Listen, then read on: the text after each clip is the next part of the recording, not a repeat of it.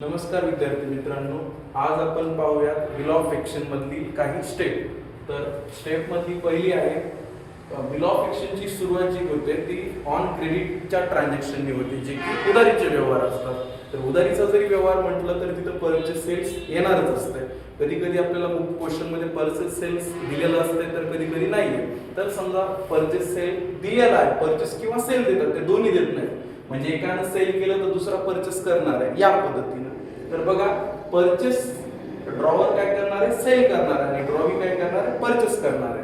तर समजा ड्रॉवरनं काही अमाऊंटच्या वस्तू ड्रॉवीला त्याच्या काय केल्या, सेल केल्या.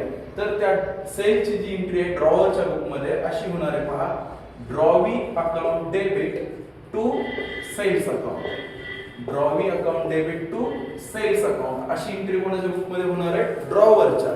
तर हीच एंट्री ड्रॉवीच्या बुक मध्ये काय होईल, जर याला सेल केले असतील तर तो काय करेल, परचेस.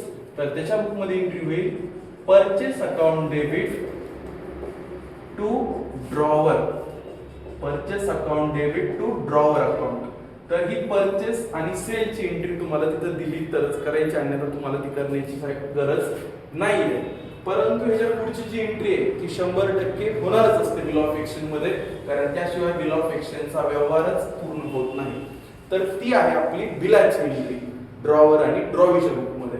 तर बघा, बिलाची एंट्री ड्रॉवरच्या बुक मध्ये जर केली तर बिल्स रिसिवेबल अकाउंट डेबिट हे जे आहे ते B/R आहे, म्हणजे शॉर्टकट आहे B/R, म्हणजे bills receivable account debit to drawee. Bills receivable account debit to drawee अशी एंट्री होणार आहे ड्रॉवरच्या बुक मध्ये. कोणती, बिलाची आणि सिंपल. तर हीच जर बिलाची एंट्री बघितलं आपण कशाची, एक्सेप्टन्स गिव्हनची ड्रॉवीच्या बुक मध्ये, तर ती एंट्री होईल drawer account debit. Drawer account debit to bills payable account. अशा पद्धतीची आपल्याला एंट्री करायची आहे ड्रॉवीच्या बुक मध्ये.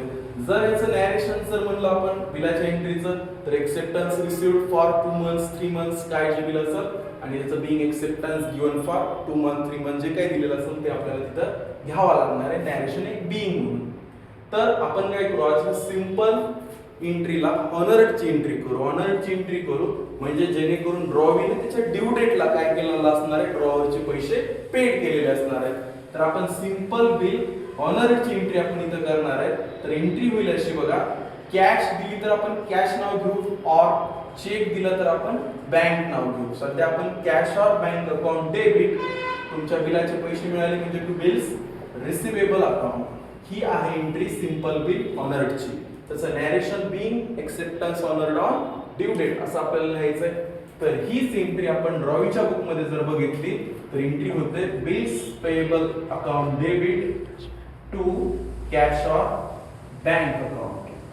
Bills payable account debit to cash और बँक. तर ह्याचं नॅरेशन होणार आहे बिल और acceptance honoured on due date. तर अशा पद्धतीने पहा, आज आपण सेलची एंट्री, तिकडे परचेसची एंट्री ड्रॉवीच्या बुक मध्ये, बिलाची एंट्री ड्रॉवरच्या बुक मध्ये, ड्रॉवीच्या सुद्धा, आणि हे बिल काय झालं, सिंपल बिल ऑनर्ड.